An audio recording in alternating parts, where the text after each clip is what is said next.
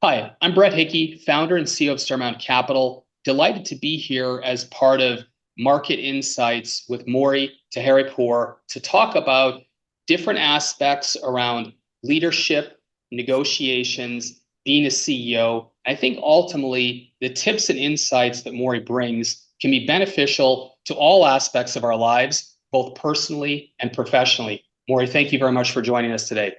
Thanks for having me, Brett. So, Maury, tell us a little bit. You have a very comprehensive career, including over 20 years on the faculty with the Wharton School of Business. Talk to us a little bit about your background so that folks can have a little more perspective and insights to all the different experiences you have, and then we'll dive deep and bring some good tips and learnings out that you've developed over your few years of experience. Thank you. Thank you. Yeah, there's no when they say, what's your elevator pitch? I'm like, how long can you be in the elevator? Um, there's so many different chapters, but I started my career actually in public health, and worked largely in sort of with hard to reach populations, worked with communicable diseases. HIV/AIDS actually was where I started my career. And that seems like a really different kind of chapter when you consider where I am now. But it all started because my parents wanted me to be a doctor, traditional sort of immigrant story. Didn't go that route, but I wasn't that different from most people. I'm like, I want to change the world. I want to impact people. I want to impact communities. So I gravitated towards sort of public health, which is more sort of the macro approach to health than it was the micro sort of one-on-one physician approach. And From there, and I was an entrepreneur at a very young age. Some would argue maybe too young, given some of the mistakes that I made. But I went from sort of public health to what I really had been interested in sort of my entire life and didn't really know how to work my way into it, which was sports. I had wanted to find some way of getting into sort of the sports world. Again, not, and I'll weave this sort of what's the thread. In public health, I really started seeing sort of the impact that influencers had, what we call influencers now, but back then it was sort of the athletes, the entertainers. I did some work with Urban Magic Johnson around sort of HIV/AIDS, and it really was sort of this notion of when people listen, how people's behavior changes. And it was really sort of impactful, right? To have somebody like and Magic Johnson involved with one of my big clients. When they opened these AIDS clinics, they actually started naming them after Irvin and what the population that drew in. It was really incredible that people again listened, right? Behaviors changed, and they learned more. They listened more. They were influenced more, and so that being sort of this notion of where the sort of power of sports was. I sort of wanted really to like explore that even more. And it ended up being more the business of sports than anything else. I went to the Wharton School to get my MBA. And While I was there, I was given the opportunity to become a co-founder of the Sports Business Initiative at Wharton, which was sort of more of a think tank around the business of sports, and had the opportunity to start working shortly thereafter with athletes as they were transitioning out of their sports careers. I was also afforded the opportunity to start teaching at Wharton upon graduation. And it ended up being negotiations, which I guess is the subject of today's discussion. How these things have aligned actually now makes sort of perfect sense looking back. I was able to take sort of teaching, which became my way of having that impact, of influencing people, of sort of and with my students at Wharton, readying them for their careers, but also became how I worked in sports, which was doing the same with athletes and organizations. And That's become sort of the crux of my career, which is really this notion of using negotiations as a platform that influences change and communications and leadership. And that's really sort of the thread. I happen to understand that being a doctor wasn't the only way to change the world, and this became sort of the platform. That's great. Well, one thing when we met through institutional investor, I remember the passion you have, and I think that's one of the clear things when you talk about making a difference in the world. And when you listen to your story, similar to mine, it's not really as a crow flies, but what you start to pick up is the focus, the passion, the grit, the perseverance, and how ultimately by building those skills, what you can ultimately accomplish. And I think it's a good lesson for everybody of finding passion and really leaning in hard to what you enjoy, what you love. And if you keep that pursuit going, you can ultimately accomplish great things. And we see a lot of people in life that are sort of meandering and paying attention to a whole bunch of different things and not having that focus and passion, which is, I think, is a key element. And I know today you'll talk a little bit about emotional intelligence or soft skills. And as you said, the softer skills might actually be the more important skills and perhaps the actually harder skills to build, because going to the gym and lifting weights, whatever it Right. is, or athletics, you can see it. Whereas working with the mind, our most valuable asset, at least I assume for most of us, really is more difficult perhaps to develop, yet that much more important. So thank you for that. And maybe transitioning in now, the concept of negotiating for all of us at different levels of careers, whether it's negotiating investments, whether it's negotiating working with talent, working with people. It's such a critical concept in business and perhaps in life. Uh, what are some key tips and things you've found that really are important for people to think about in how they approach negotiations? What are some key things that you think people can benefit from, Maury? I think actually the first is that every population that I have taught, right, whether the audience is undergrads at Wharton or business executives or athletes or sports agents, it doesn't matter. I think that what negotiations is again this platform of communication, but a lot of people think of it as being conflict or something that they have to be nervous about or performative. And I start every discussion with the fact that everybody in this audience is actually a skilled negotiator. This is something you've done your entire life, right? All the sort of the problem solving that you do with yourself, right? Pros and cons lists, conversations at home with loved ones. I mean, literally, it's sort of this soundtrack, right, to your entire life. So I think the first is to give yourself more credit, and understand that you've been prepared for this moment really the entirety of your life, and they're transferable skills. We don't have classes about the skills you use to negotiate at home versus at work, because all of the skills are the tactics are actually the same. So I think that's the first thing, is really sort of not working against yourself, not betting against yourself, but really sort of reimagining how what you've always done actually can serve you in this moment. The other is that sort of kind of leading from there is that when people, for example, prepare for negotiations, where they start is generally who the other person is, what the other person is going to want, what are their goals, what are the outcomes that they're seeking, and then they start thinking about themselves. And to reverse that, I think, is really important to, in your preparation, to start with yourself, right? To give yourself that moment of self-reflection, to really think about first and foremost who you are, what your values are, what are sort of those non-negotiables. And that's, I think, really important because, believe it or not, in times of conflict or when situations get heated, we actually forget those things, or we sort of sideline them. And actually, those things are the things you never want to sideline, because to get an outcome in negotiations where you have sacrificed things like your values, you never feel like you've done well, because those are so crucial to who you are. So really that sort of moment of self-reflection, that setting sort of the intention of what you want this conversation to be, and understanding what are the things that are most important to you that can't be negotiated away. Um, and then sort of kind of leading from there is this notion of goal setting, and how important that is, and how important that is in life, and how that actually impacts negotiations as well, right?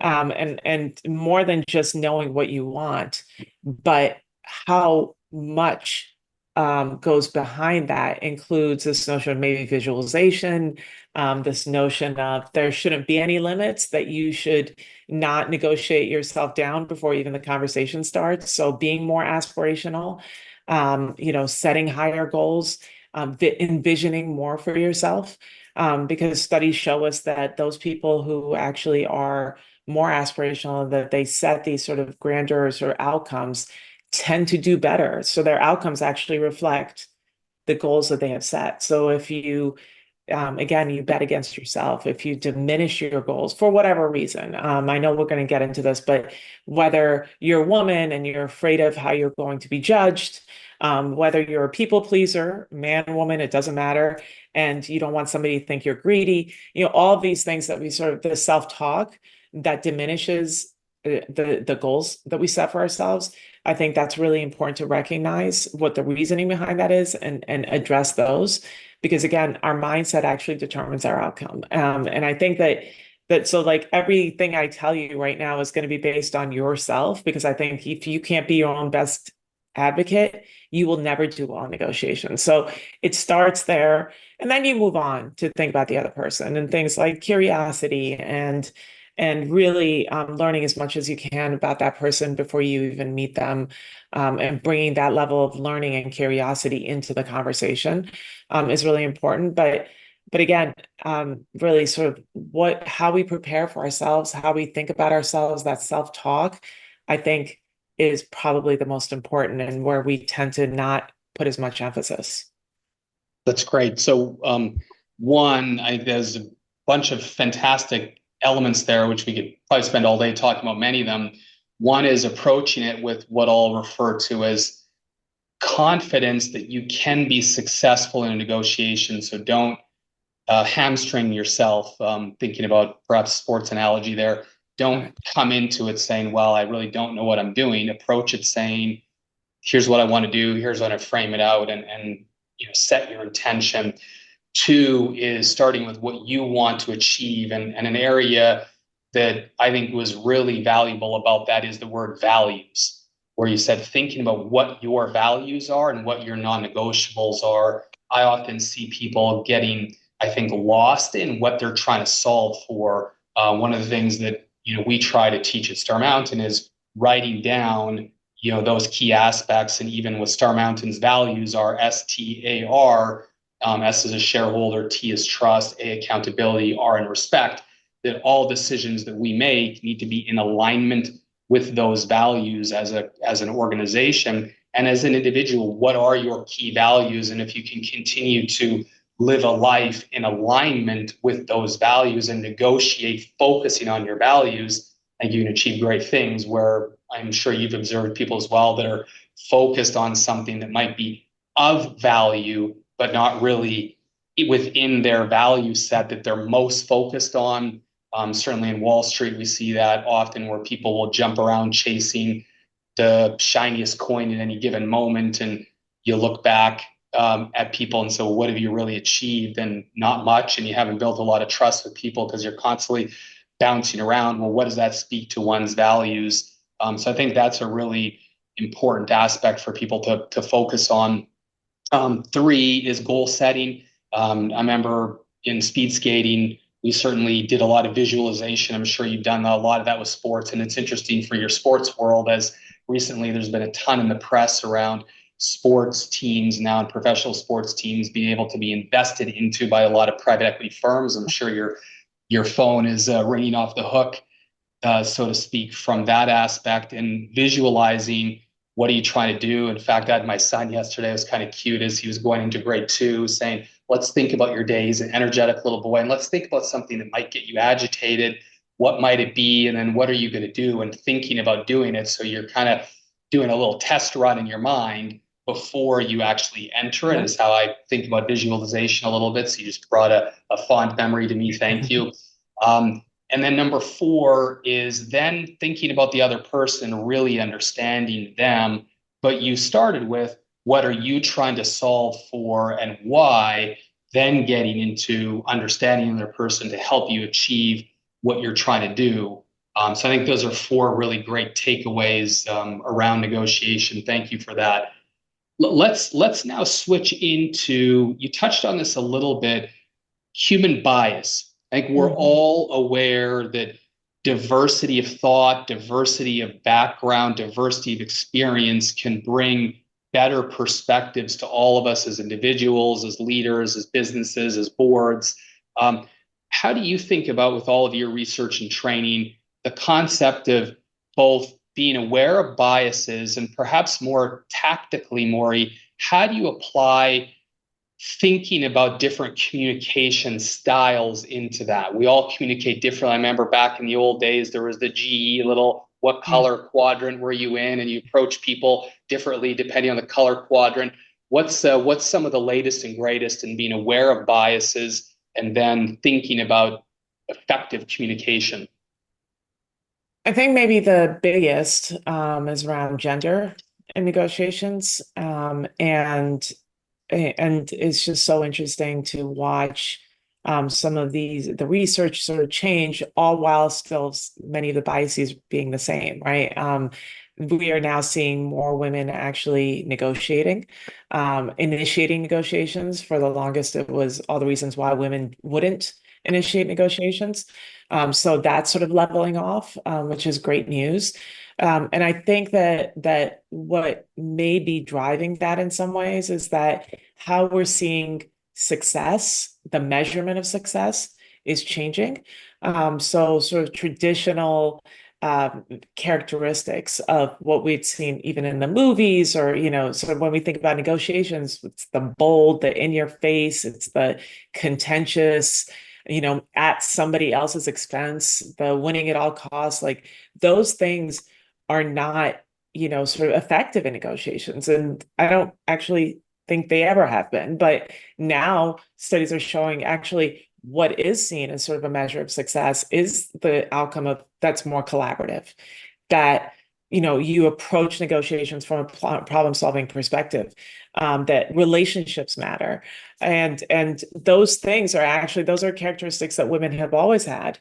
And again, I hate sort of generalizations, so I have to say that, I mean, there's not all women are the same, not all men are the same, but generally those are characteristics that we associate with women, and the way that we approach negotiations or conversations. And so the good news is that those are now the things that we associate with success. I think that's how people are now teaching negotiations, the books that you're reading. And as that changes, then I think some of the biases that we've associated with these characteristics actually has to change as well. And how we actually react to people who approach negotiations from a more collaborative perspective, and really sort of valuing that, right? So I think that that's one of sort of these biases, which is, first of all, don't put everybody in one bucket, right? Again, not all women are the same, not all men are the same. I think the other is that, sort of building on that, is that we we think about women in the workforce as that being a challenge.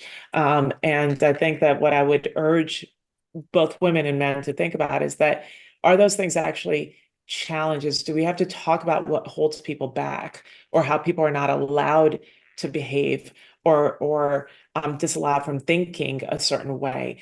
And think about it as being actually of value, right? How diversity can actually value an organization, how that leads to creativity and innovation, how people with different backgrounds actually bring tremendous amount of upside for any organization. How do we build on those things? Is that we start thinking about leaders, espousing this notion of curiosity and empathy, and encouraging people to bring in those differences, those sort of diverse backgrounds, and creating room and space for them at a conference table, right? In a meeting, encouraging them to speak up, and really finding ways to teach how to mitigate conflict, as opposed to making people feel like they don't have a seat at the table. The other is that there's also sort of, I think, biases that we associate with men as well, right? There's gender roles, I think, are complicated on both sides. What we're seeing more in terms of valuing leaders in organizations and the skills that they have to have is things like empathy, right? having this ability to say, I don't know everything, by the way. I'm not certain, I think COVID was a big example of that. But, having leaders that are more vulnerable and saying, I may not know what's going to happen in 2 weeks, but we're going to figure this out together. And having great empathy for the people that work for you and the way that they're showing up at work. That if you see somebody that looks upset, don't avoid it, but really approach them and say, what can we do? Or getting to know people even, right? So again, relationships that matter. So I think men who traditionally are in sort of CEO or leadership roles, who were taught like, don't show emotions, don't be empathetic, don't be vulnerable. All that is shifting, and I think the roles are becoming in some ways more integrated. These gender norms, biases still exist because we can't help ourselves, quite frankly. We feel what we feel. We show up the way we do, and that's carrying a lot of prejudice and biases. We all have them, but being more conscious about them, being more aware of them, and understanding that they're far more fluid these days is really important. So long answer to your question. I just feel like it's not black and white, and there's a lot of shades of gray, and shades of gray are actually beautiful and valuable for an organization, and they can drive your bottom line more than anything else. That's great. Very, very insightful. There are a bunch of things I was thinking. One was when we think about the traditional way of tough, loud voice, that's the one that gets through. I remember spending time with one of the executives of the largest private markets alternative asset manager in the world. And at the time, this gentleman was the president. And I said, what are some of the key things that you think you found with your business? And he said at the investment committee, having a really open, robust debate. And it's one of the things that's really been formative for myself and at Starmount Capital, where you might have somebody really quiet or really shy, for example, that has some of the best ideas. Well, if it's an investment committee where there's a lot of yelling and shouting and sort of pounding the table, you're going to make other people very reserved, and maybe they don't want to bring up a concern, a question, an idea, which might be one of the best ideas. And so making sure that it is a robust debate. And I think economic alignment of interest helps with that robust debate, so people aren't pushing for their deal, but you're all pushing for deals that you're all going to win or lose from, just like a sports team win or loses together.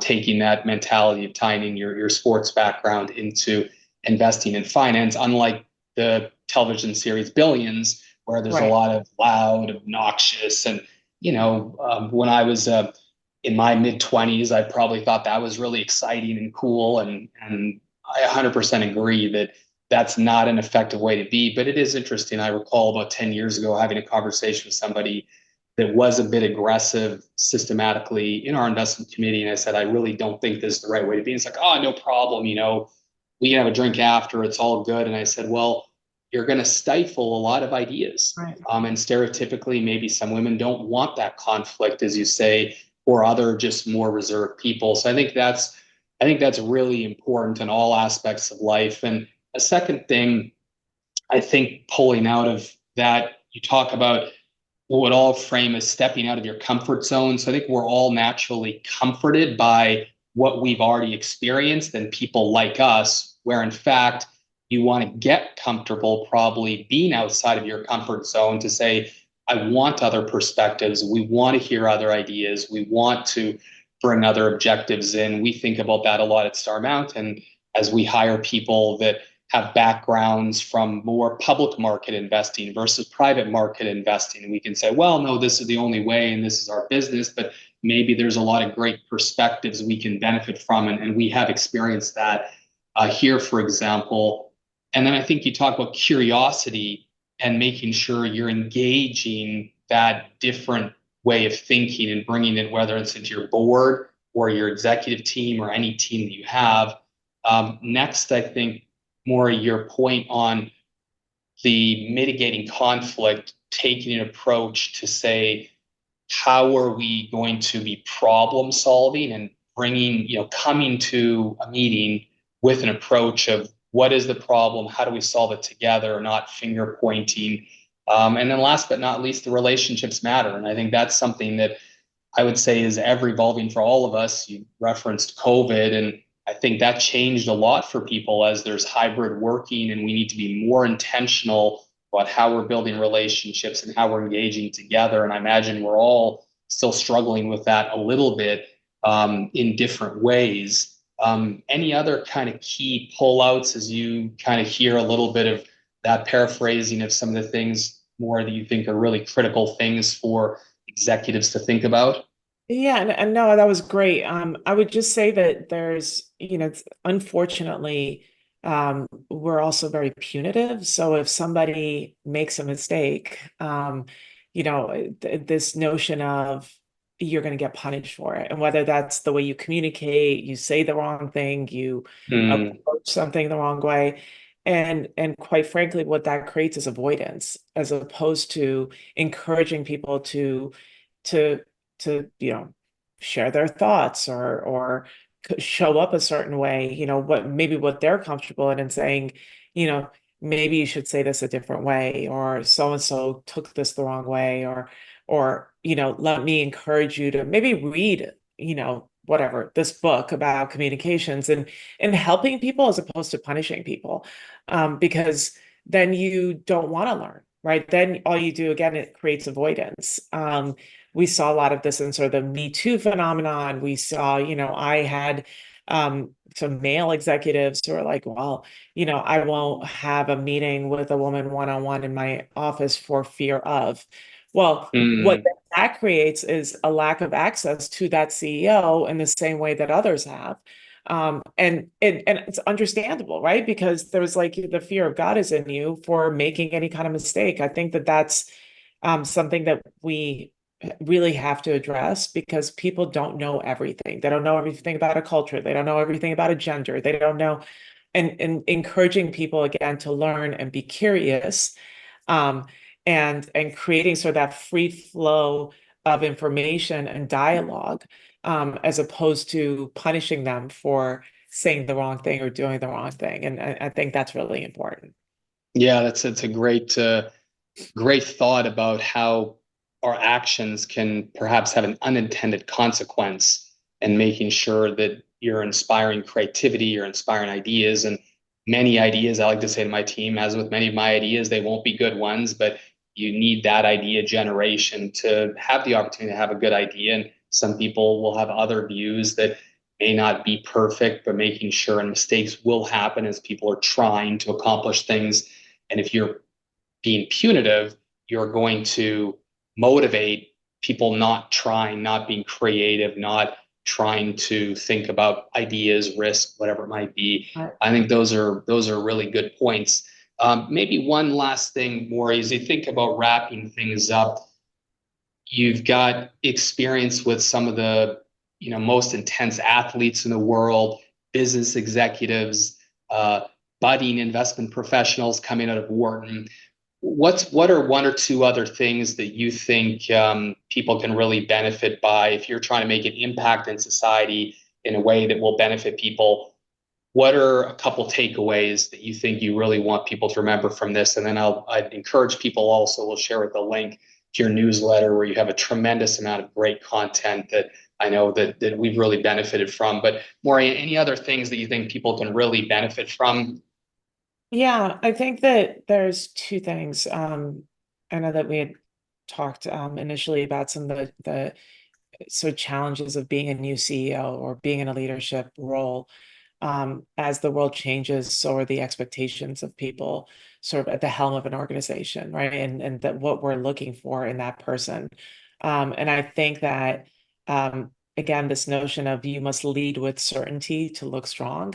And I would actually encourage, rather than this notion of I have to be certain, this notion of no, I have to be curious, and really open to learning. And that doesn't make you weaker or appear to be less of a leader. It actually, I think, bolsters your strength and your even your confidence in a lot of ways, because people will know that you're open to learning, that you want to get again different perspectives. And it encourages things like listening, and sort of this more of an open door approach to getting feedback. And, again, I hate to bring this up again, COVID changed everything, and that's just the truth. It changes the work dynamic. Whoever imagined that more of your workforce wants to work virtually? Nobody, right? So as those things change, so does this notion of what we want from our leaders. And I think that that's really important. The other is that people underestimate well-being in the workforce, Mhm. particularly leaders, right? So much is expected of you, and you think that you have to prioritize everybody above yourself. And I always talk about sort of that oxygen mask example. Um, You can't help others if you're broken. You can't help others if you're burnt out. And I think that we all have to think about sort of that well-being, mind, body, soul kind of notion as being as important as sort of the technical skills that we bring to an organization or how we show up as a leader.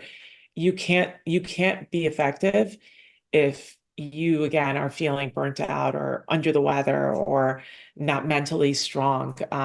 There's a lot going on in the world, and it's hard not to internalize those things.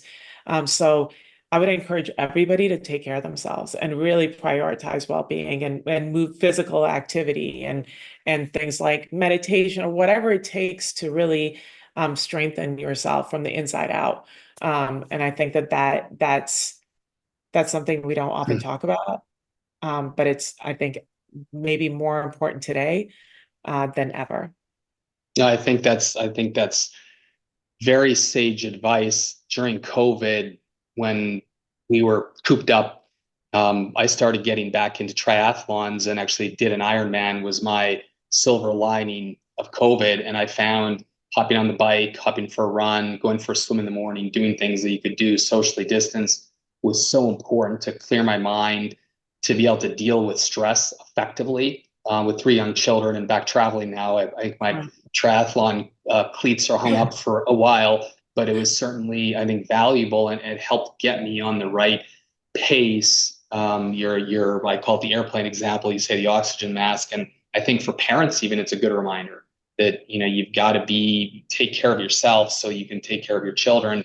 One of our board members at Star Mountain, Greg Sumi, who is the vice chairman of private equity at Carlyle and is CEO of a Goldman Sachs portfolio company and a partner of McKinsey Consulting prior to that, said that one of the things they look for in CEOs and a key aspect is how they can deal with stress is a really key focal point for evaluating CEOs of companies because you're for sure going to have stress, Right. people complaints. And so making sure you can deal with stress physically and emotionally and taking a constructive approach to stress management is probably under talked about to our conversation earlier about some of the things that are maybe not as fun to talk about, but they're real life and they're critical. And how do we deal with stress and challenges? I think that's a great way to wrap up. And the good news is we're all in alignment that healthier, you feel better, you're a more effective executive, you can have better, hopefully, empathy and so forth. So thank you for calling out the importance of that for CEOs, that sometimes taking a step back is your best step forward, perhaps. Yeah, and it's funny, people always say, well, how do I deal with conflict and negotiations? I'm like, learn to breathe better. Yeah. um, you know, and learn to be present, and know that actually sort of the temperature is rising in the room. And none of those things are really sort of these hard tactics, but people are Yeah. like, breathe. I'm like, very important, right? Your Yeah. mind works better when there's more oxygen in it. So I think that mind-body connection is really, really important. And creating sort of that space for yourself, like putting away your cell phone. I know that's really scary for people, but again, more and more studies are showing the adverse effects of these things. But the good news is that they don't cost anything. You just you prioritize yourself and your well-being, and that's what I think matters. It's awesome. Maury, thank you so much. Incredibly Of course. insightful. Thank you for your time today. And we look forward to people learning more. We'll share some links about where they can learn more about content you're producing, things you're doing in newsletters. And thank you for all the great things you do on behalf of everybody. Thank you so much. It was great speaking with you, Brett.